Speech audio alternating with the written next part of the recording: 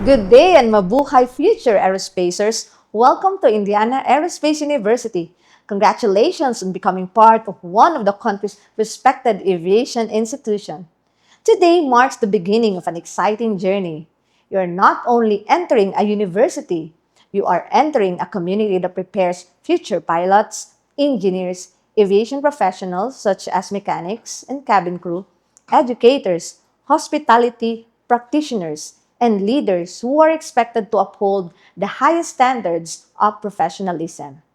As the Student Affairs Office Director, let me officially welcome each one of you. Now, let me introduce to you one of the offices that will become your partner throughout your journey here at Indiana Aerospace University, the Student Affairs Office. Many students believe that the Student Affairs Office only deals with disciplinary cases or students who violate school rules. But let me assure you that is only a small part of what we do. The Student Affairs Office is here because we believe that education extends beyond the four walls of the classroom. While your professors are responsible for developing your academic knowledge and technical skills, the Student Affairs Office is committed to helping you grow as a person, a leader, and a responsible member of society. Our office is responsible for several important areas of student life. First is the student welfare. We ensure that every student has access to programs and services that promote your well-being safely and holistic development. We want you to feel supported throughout your stay at Indiana Aerospace University. Second, we oversee student organizations and student development, providing opportunities for students to discover their strengths, develop leadership skills, and learn the values of teamwork and service. College is not just about earning a degree, it is also about discovering your potential. Through student organizations, you'll have opportunities to build friendships, develop your talents, and become an active member of the university community. Your development is our priority, but your involvement is what makes it truly happen. Third, campus activities and community engagement. Creating meaningful experiences outside the classroom that enrich learning, build school spirit, and develop responsible citizenship. We have a wide array of activities and programs designed just for you, from academic competitions and sports to arts and community service initiative. There's something for everyone. And don't be afraid to try something new, step outside your comfort zone, and make your mark. Another important responsibility of our office is student discipline and student conduct. Discipline is often misunderstood as punishment. Here at Indiana Aerospace University, discipline is about guidance, accountability, and helping students make better choices. We believe that discipline is an essential part of becoming a professional because the habits you develop as a student will become the habits you carry into your career. With that, let us take a closer look at each area, beginning with student welfare, the foundation of everything we do, because when students feel supported, they are better prepared to learn, to grow, and succeed. Let us begin with the first area of student life. When we hear the word welfare, many immediately think of assistance during emergencies. But in the context of Indiana Aerospace University, student welfare is much broader than that. Student welfare means creating an environment where every student has the opportunity to learn, develop, and succeed safely. It is about ensuring that students have access to the facilities, services, and support systems, and they need throughout their academic journey.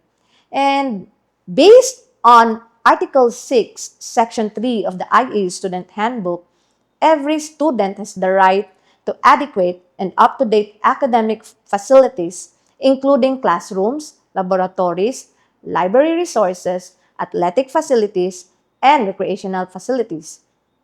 These are not simply buildings or equipment. They are essential resources that support quality learning. Now let us move to the second area of student life, the student organizations and student development. At Indiana Aerospace University, we believe that education does not stop inside the classroom. Some of life's greatest lessons are learned when students lead a project, organize an event, solve a problem with a team, or serve the community.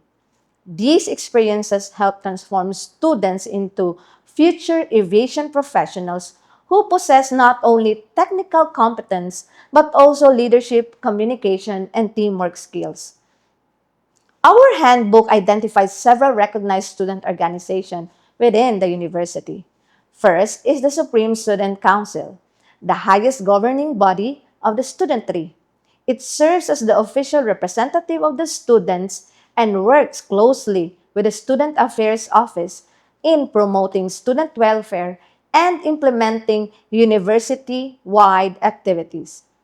We also have program-based organizations which strengthen the identity and professional growth of students within the respective academic programs. In addition, there are co-curricular and extracurricular organizations that develop students' interests and special skills beyond the classroom. The university likewise recognizes religious organizations which nurture the spiritual growth and values formation of our students. Each of these organizations contributes to producing graduates who are competent, responsible, and service oriented. However, leadership also comes with responsibility. The student handbook clearly states that student organization must comply with university policies and implementing the rules of the Student Affairs Office. Organizations are expected to conduct activities that uphold the university's mission, secure the necessary approvals before holding programs, and properly use university facilities and ensure the welfare of their members. Now, let us proceed to the third area of student life, campus activities and community engagement. If student organizations develop leaders, campus activities provide the opportunity for those leaders and every student to put their knowledge, their skills, and values into action. At Indiana Aerospace University, learning extends beyond lectures, laboratories, and examinations. Some of the most memorable and meaningful learning experiences happen outside the classroom through orientations, leadership camps, flight orientations, cultural celebrations, outreach programs, athletic competitions, seminars, educational tours, volunteer activities, and institutional events. These activities are not conducted merely for entertainment. They are carefully designed to develop the whole person, to strengthen leadership, teamwork, communication, discipline, professionalism, social responsibility, and school spirit. Now, we come to the fourth and final area of student life, which is student discipline and conduct. For many people, the word discipline immediately brings to mind punishment or sanction. But at Indiana Aerospace University, discipline has a much deeper purpose. The Student Discipline Office, in its objective, is to develop good moral character and personal discipline among IAU students. The Student Discipline Office enforces discipline by consistently implementing the provisions in the student handbook. Promotion of discipline is a duty shared by all members of the IAU community. Implementation of sanction is implemented to correct student misbehavior and not to punish students. All the discipline initiatives are geared toward the attainment of its ultimate goal to develop IAU students to become responsible, law abiding, and productive citizens. One thing I want every student to remember is this: Indiana Aerospace University believes in fairness. No student should ever fear that a disciplinary action will be imposed without being heard. The university follows the principle of due process. The student handbook provides that serious disciplinary sanctions are imposed only for cause, and after due process has been observed, it also establishes a disciplinary board and a formal inquiry committee to review cases, receive evidence, and recommend appropriate action. What does that mean? If a complaint is filed, the facts are investigated. The student has an opportunity to explain. Evidence is reviewed. Witnesses may be heard only after careful evaluation and that a decision is made. So this protects everyone involved. Now, let us briefly discuss the possible sanctions under the university's disciplinary system. As provided in Article 5, Section 8, Disciplinary Actions of the IAU Student Handbook, the sanction imposed depends on the nature, the gravity, and circumstances of the offense, and always follows due process. Possible sanctions may include a warning, reprimand, suspension, exclusion, or expulsion for more serious violations. The university may also impose other appropriate sanctions when warranted after a fair investigation. One of these is the restorative service program. Rather than focusing solely on punishment, restorative service allows students to reflect on their actions, accept responsibility, make amends, and learn from the experience. Its purpose is not simply to penalize students, but to help them grow in character and become more responsible members of the university community. Restorative service may be assigned for minor offenses or as part of the sanctions for selected major offenses, but it is subject to the approval of the Student Affairs Office or the disciplinary board. Examples include improper wearing of the uniform or ID, wearing of earrings, minor acts of disrespect, littering or failure to observe campus cleanliness, unauthorized posting of notices, minor violations of campus regulations, and first-time non-serious misconduct or minor acts of vandalism after restitution has been made. So these are the suggestive restorative service hours. For the first minor offense, we have 2 to 4 hours. Second minor offense is 4 to 8 hours. And the third minor offense is 8 to 12 hours. The fourth minor offense is 12 to 20 hours and disciplinary probation.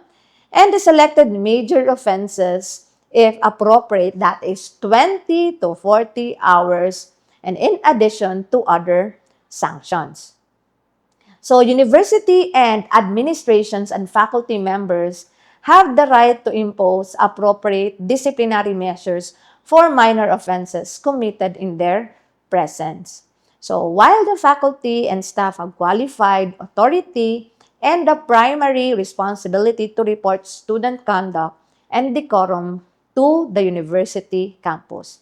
Yet, the Student Affairs Office is basically mandated to supervise student misbehavior, and thus, he or she will investigate all reported cases of misbehavior, ascertain all facts, and impose the appropriate sanction for minor infractions on the rules of conduct. And for more serious cases, no disciplinary sanction shall be meted out on any student except for cause and after due process shall have been observed. So the penalty shall be commensurate with the nature and gravity of the offense. Every disciplinary case undergo proper evaluation and due process before any sanction is implemented. And this brings us to the body responsible for ensuring that discipline is administered fairly and consistently by the IAU Disciplinary Board.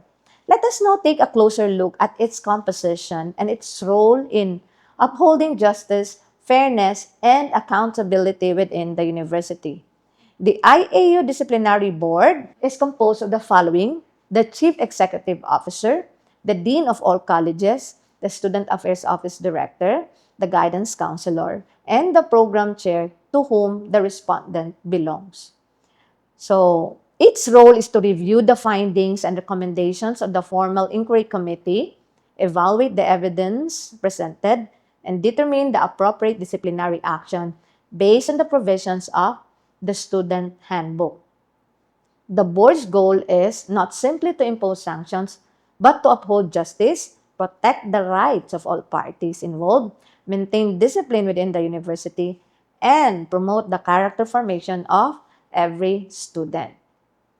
Now that we have discussed the composition and the role of IAU Disciplinary Board, let us look at the types of violations that the board and the Student Affairs Office handled. The Student Handbook classifies student violations into minor and major offenses, and this classification allows the university to impose disciplinary measures that are appropriate to the nature and seriousness of the violation. So let us begin with minor offenses. Let's go to the minor offenses identified in the IAU Student Handbook. According to the IAU Student Handbook, minor offenses are violations that affect classroom order, discipline, and the learning environment. While these may not be considered serious individually, repeated violations carry progressively heavier sanctions. So after due process, the penalties are warning for the first offense, reprimand for the second, suspension for the third, and dismissal for the fourth offense. So these are the examples of minor offense, and that includes using abusive or vulgar language, failure to submit the required excuse letter after an absence, habitual tardiness or cutting classes without a valid reason, improper wearing of the school uniform or tampering with the school ID, improper haircut, colored hair, tattoos, or unauthorized body piercings, shouting or creating unnecessary noise in classrooms, corridors, or during school activities, littering, loitering, or using a cell phone during class without permission, refusal to attend assemblies or obey lawful instructions, and failure to wear the prescribed attire and bringing gambling paraphernalia into the campus, deliberate refusal to obey or accept corrections or disciplinary sanctions, inflicting minor physical injury to others, and violations of the rules set forth by the different student services. While we address minor infractions with guidance and support, there are certain behaviors classified as major offenses. Due to their severe impact, these actions fundamentally undermine the safety, the respect, and order that is crucial for our school community. Now that we have discussed the minor offense, it is important to remember that these are behaviors that can be corrected through timely guidance and intervention. The student handbook now will also classify these as major offenses. When violations become habitual or they are committed repeatedly or involve more serious acts that threaten the safety, the rights, or well-being of others. Major offenses are serious violations of the university rules and regulations because of their gravity. So they carry heavier sanctions and require formal disciplinary proceedings with due process. So these offenses may result in suspensions or even dismissal from the university depending on the nature of the violation. So major offenses are found under Article 5, Student Affairs, Sections 8.6.2, major offenses. So they are classified into Category A and Category B.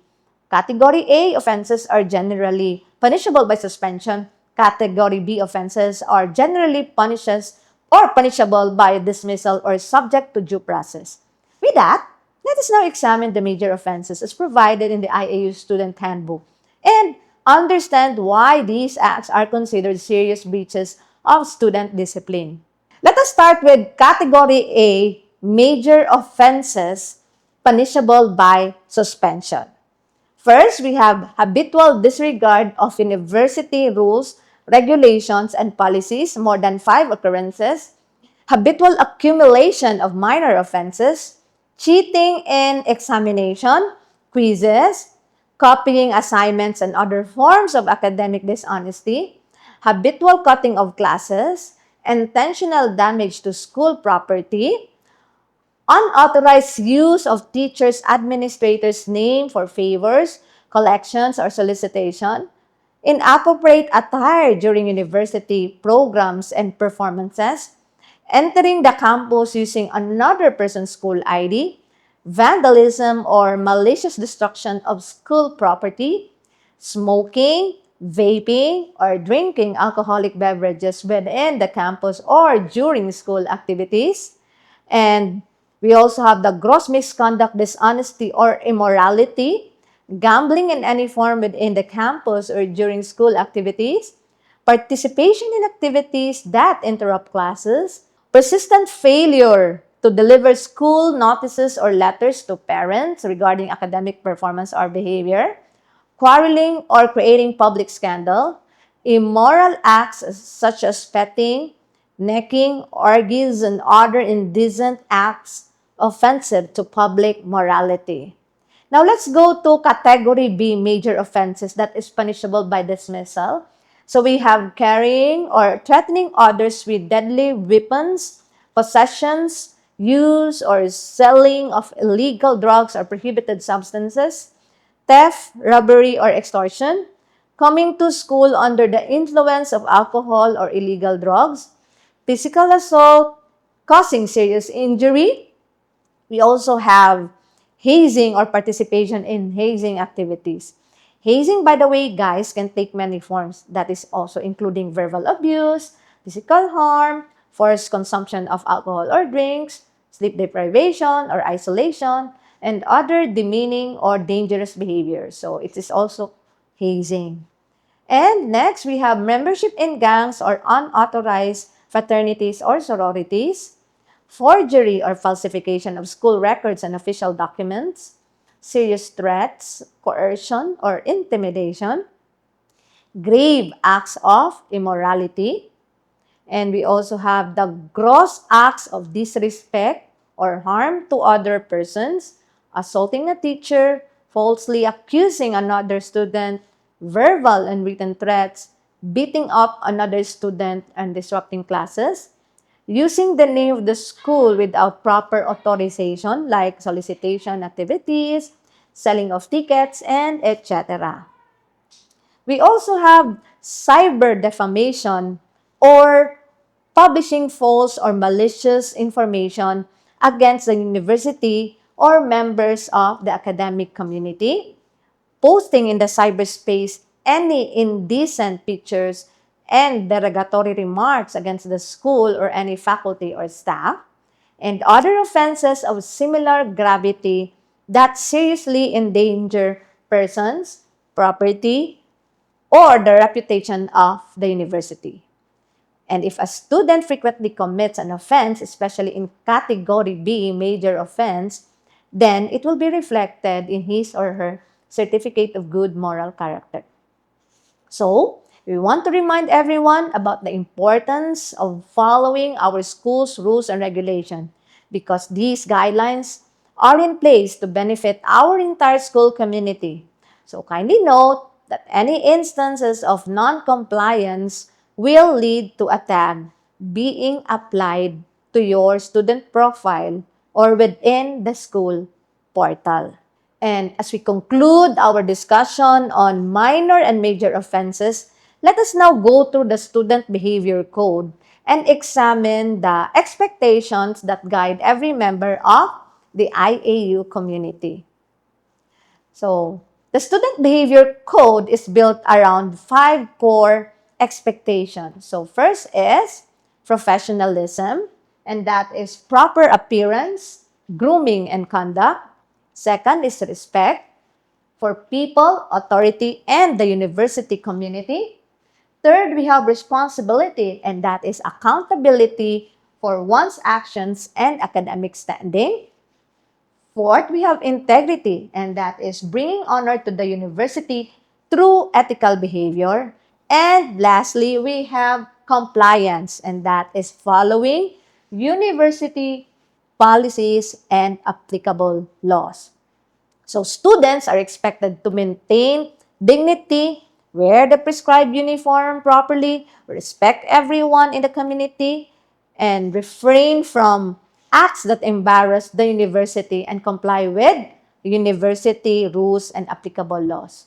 So these standards reflect Indiana Aerospace University's goal of producing graduates who are not only academically competent but also individuals of character, discipline, and professionalism.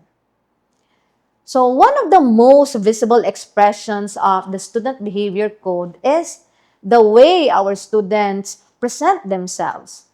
Professionalism is not demonstrated only to our words and action, it is also reflected in our appearance. In the aviation industry, appearance matters. Pilots, flight attendants, engineers, air traffic controllers, and other aviation professionals are expected to observe high standards of grooming and proper attire because this reflects discipline, confidence, credibility, and respect for the profession. As an aviation institution, Indiana Aerospace University begins instilling these values while our students are still in school. For this reason, the university has established a school uniform policy. So, students are required to wear the prescribed university uniform properly on designated school days. The official university ID must be worn and visibly displayed at all times while on campus. So students are likewise expected to maintain proper grooming, observe the prescribed haircut and hairstyle standards, and comply with the university's dress code. So Wednesday is designated as a wash day, so during which students may wear the officially approved shirt of their recognized student organization. And students who have classes on Saturdays are required to wear their official organizational polo shirt. For laboratory classes, all students enrolled in technical programs must wear the prescribed coverall as part of the required laboratory attire to ensure safety, professionalism, and compliance with laboratory regulations. Next is we have students in practicum. So students undergoing practicum are authorized to wear the prescribed practicum uniform required by their respective academic department that is subject to certification or approval by the on-the-job training coordinator. And however, on days when they are not engaged in practicum duties, they are required to wear the official university prescribed uniform. Next is students enrolled in physical education. So students enrolled in physical education classes are required to wear the prescribed PE uniform only during their scheduled PE sessions. All other times, they must wear the official university prescribed uniform unless otherwise authorized by the university. Married pregnant students and students granted special permissions under a prior written agreement with the university administration may be exempted from the prescribed uniform requirements, but that is subject to the terms and condition of the approval arrangement.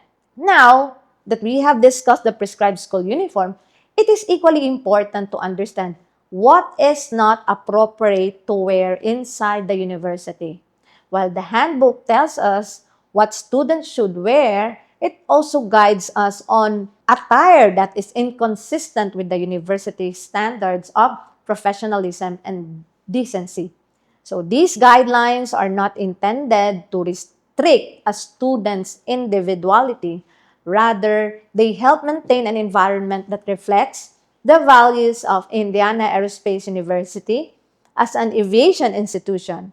So we want our students to develop habits of proper grooming and professional appearance that they will eventually practice in the workplace with that in mind.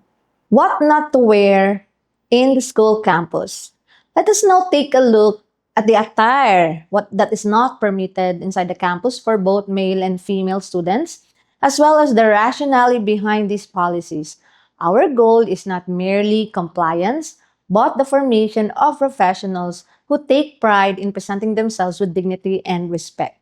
For female students, these are the following attire that is not allowed inside the campus: blouses or dresses that are crop top, tube style, backless, spaghetti straps, narrow shoulder straps, halter cut, low cut necklines, transparent attires with no proper undergarments, micro miniskirts, short pants, sleeveless shirt or blouse, tattered or patch jeans, hipsters, open sandals, slippers, except of course for physical disabilities or allergies, the nose rings, eyebrow rings, tattoos, lip and tongue pierce. So it's a no-no. And let us now discuss the attire that is not permitted for male students inside the university. So as an aviation institution, Indiana Aerospace University prepares students for professions where appearance reflects discipline and professionalism. And for this reason, male students are expected to observe the prescribed dress code at all times. The following are not allowed inside the campus: sleeveless shirts or sandu, muscle shirts with offensive or vulgar, inappropriate prints or messages, ripped or excessively torn jeans, shorts or athletic shorts, unless specifically required for a PE class, slippers, sandals, or flip flops, except when authorized for valid medical reasons. And we also have caps or bonnets or hoods worn inside classrooms or offices unless approved for religious or medical purposes. Excessive accessories that are inconsistent with the university's professional standards, earrings or body piercings for male students, and hair that is excessively long, dyed in striking colors, or styled in a manner that draws undue attention. So the guards on duty shall exclude students from entering the campus for non-compliance of the university policy on prescribed uniform or the prescribed dress code.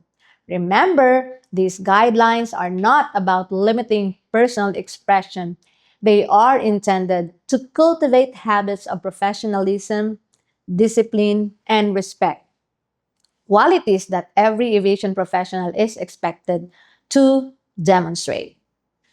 Now that we have discussed the standards for professional appearance, let us move to another important aspect of student responsibility, which is the attendance. Being properly dressed for school is only one part of being a responsible student. Equally important is being present, being punctual, and being actively engaged in the learning process. In aviation, punctuality is not merely a good habit, it is a professional obligation. Flights do not wait for late arrivals. Maintenance schedules must be followed precisely, and every member of the aviation team is expected to report on time. These professional habits begin in the classroom. And for this reason, Indiana Aerospace University places great importance on regular class attendance. The attendance policy is designed not to punish students, but to help them develop discipline, accountability, and a strong commitment to their education. Let us now discuss one of the most important academic policies in the university. Based on Article 2, Academic Policy Section 8, Section 8, that is class attendance of the IAU Student Handbook. So attendance is more than simply being physically present in the classroom. It reflects a student's commitment to learning, respect for the instructor, and readiness to become a responsible professional. According to Article 2, Academic Policies, Section 8, students are required to attend all classes promptly and regularly, beginning with the very first meeting of every course. This means that attendance is expected from day one. Students should not wait until classes become official before attending. Every class meeting is important because instructors establish expectations. They discuss the course syllabus and begin the learning process immediately. And then, a student is considered absent if he or she is not present within the first 15 minutes of the scheduled class time. So, arriving beyond the first 15 minutes is no longer considered tardiness. It is recorded as an absence under university policy. So, there may be occasions when an instructor is unexpectedly delayed due to an official meeting or an emergency or other valid reasons. And based on the student handbook, students are expected to wait for 15 minutes from the scheduled start of the class before leaving the classroom unless prior notice has been given that the class will not be held. This waiting period promotes discipline and respect for the academic schedule. It also gives the instructor a reasonable time to arrive if the delay is unavoidable. However, there is another important point that you students and even, shall I say, faculty members should understand. If students leave the classroom before the 15-minute waiting period has elapsed and the instructor arrives within the scheduled class period, those students shall be marked absent. Okay? And that is clear. And the next provision concerns the maximum number of absences allowed. The student handbook states that students who incur more than 20% of the total class hours in a subject become ineligible for a passing grade. This policy emphasizes that regular attendance is an essential requirement for academic success and that students cannot master the course outcomes if they repeatedly miss lectures, laboratory exercises, discussions, and assessments. Not all absences are treated the same. So the university recognizes approved absences under specific circumstances. And this includes official representation of the university in authorized activities, supported by a memorandum and endorsed by the program chair and faculty advisor. Next is, what if you have an illness? So, it is supported by a medical certificate or a letter from the parent or guardian and the program chair, and the instructors are informed as soon as possible. These absences are recorded in the attendance, but they are not counted as unexcused absences. So, the faculty members should verify the required documents before considering an absence as approved. So there are instances as well when you need to be absent due to the important family or personal occasions such as graduations, baptism, reunions, gatherings, or seminars. So in these cases, students must submit a letter at least 2 days before the intended date of absent. So you should also provide supporting documents or proof of the event that you will attend. So this allows the instructor and the department to evaluate and properly record the absence. In the unfortunate event of a death in the family, the student should immediately inform the program chair or the instructor. So upon returning to school, the student must submit a photocopy of the death certificate together with an excuse letter signed by the Student Affairs Office Director. So regardless of the reason of your absence, you are responsible for completing all assignments, making up missed requirements, and learning all lessons covered during your absence. Now that we have discussed the attendance policy, we have seen how the university promotes responsibility, punctuality, and commitment to learning. However, Student success depends not only on being present in class, but also on feeling safe while learning.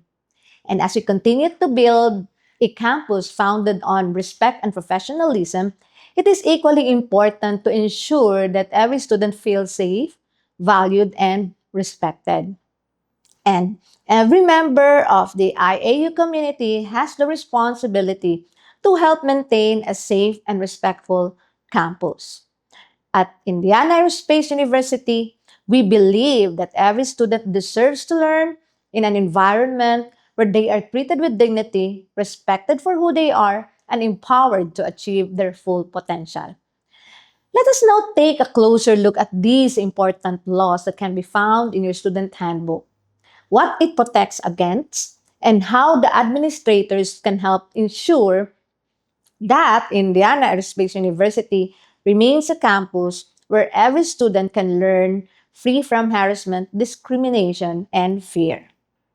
Let us begin by understanding the law that protects everyone from gender based sexual harassment, and that is the Republic Act number 11313, more commonly known as the Safe Spaces Act or the Bawal Bastos Law, and that was signed into law on April 17, 2019, and its implementing rules and regulations were approved on October 28, 2019, making the law fully enforceable.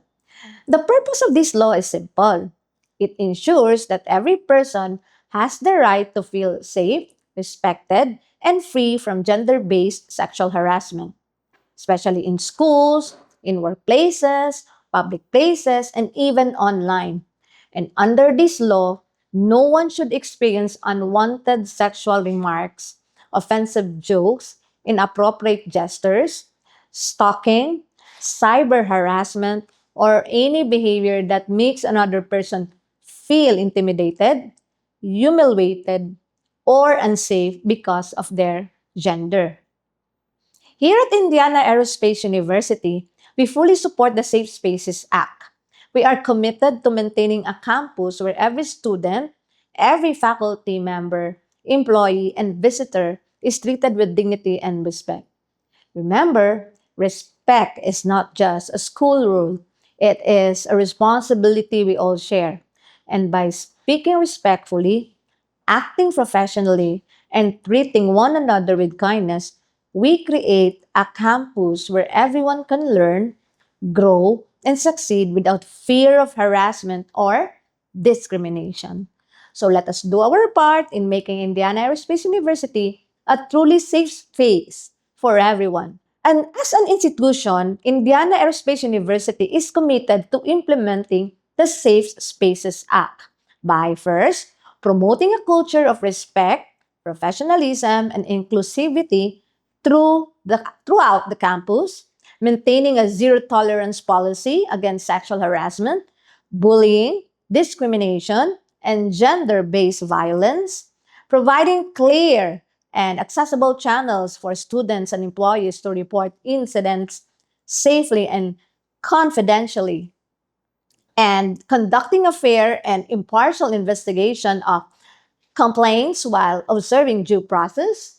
And we have providing appropriate support and referrals, including counseling and protection for those affected, imposing disciplinary sanctions on individuals found to have violated university policies and applicable laws, and educating the university community through orientations, seminars, and awareness campaigns to prevent harassment before it occurs.